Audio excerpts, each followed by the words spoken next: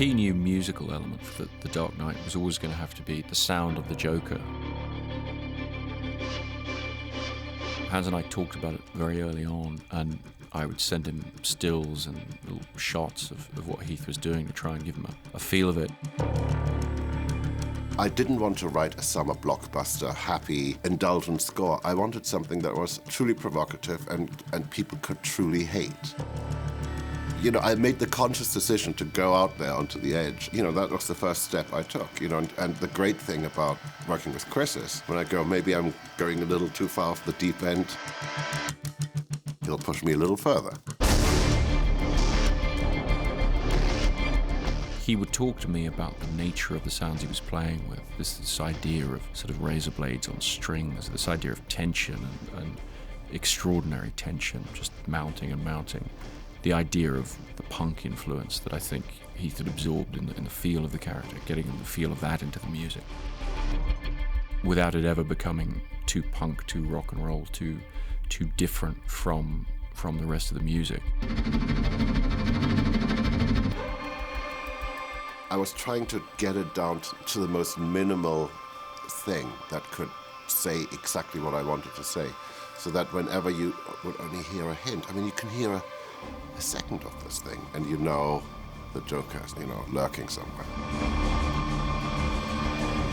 Hans did all kinds of experiments, recorded all kinds of extraordinary sounds and bits of music, bits of playing, and I foolishly asked to hear demos very early on, and so he gave me this extraordinary sort of 9,000 bar long recordings of really complete insanity, and I dutifully listened to it all on the plane when we were flying from London to Hong Kong to go finish the shoot in Hong Kong. It took me most of the flight to listen to all of these different crazy experiments he'd done with razor blades on piano wire and, you know, pencils tapping tables and floors and things.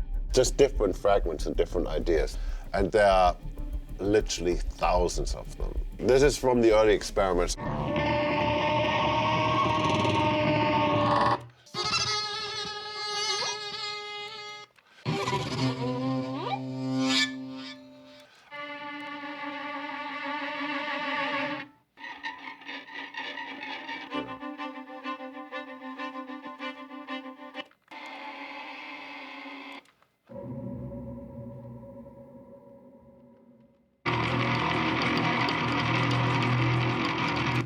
You know, wherever you go, there's mayhem.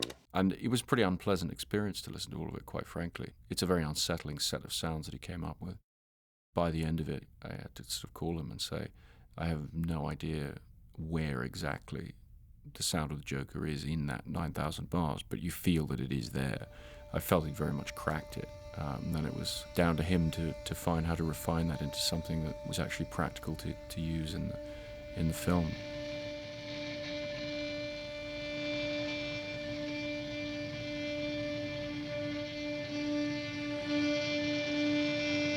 You know, I was trying to throw everything away that you know, you associate with, you know, the bad guy or something like that. I was trying to come up with a really fresh approach.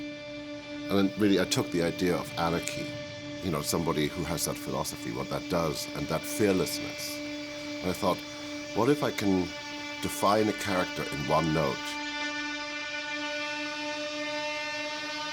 Actually, it's two notes that clash beautifully with each other, and make it really like a taut string that gets tighter and tighter but never breaks. Ultimately, it was the cello that did it. Take your time. Poor Martin Tillman, who's the cellist. I mean, I kept torturing him. I kept getting him back into the studio. Because if it sounded like he was acting, it wasn't working. You know, he had to embody that philosophy in a funny sort of way. This extraordinary, very quiet sound he came up with of rising tension that has a slight edgy sort of grubbiness to it, the slight ragged quality, seemed to sync very, very perfectly with what Heath was doing with the character. We went through days, weeks, whatever. I would write it out. Okay, start off, you know, very quietly, get a little bit more intense.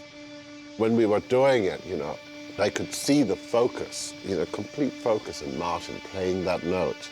And you can tell from the whole body language suddenly, oh, hang on, that's the one.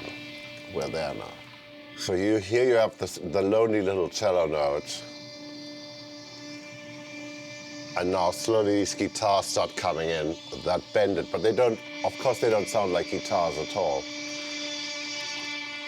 I mean, if I actually play you the guitars by themselves, I think it'll be hard to recognize that these were guitars once upon a time. He's just playing them with a piece of metal. Now thinking about it, I think one of the keys was it had to be a very personal performance. And everything had to be very close to you. It had to whisper in your ear more than scream. Because I think one of the great things about the Joker is he draws you in. He keeps drawing you into the performance. He keeps drawing you into his world. He keeps drawing you into his ideas.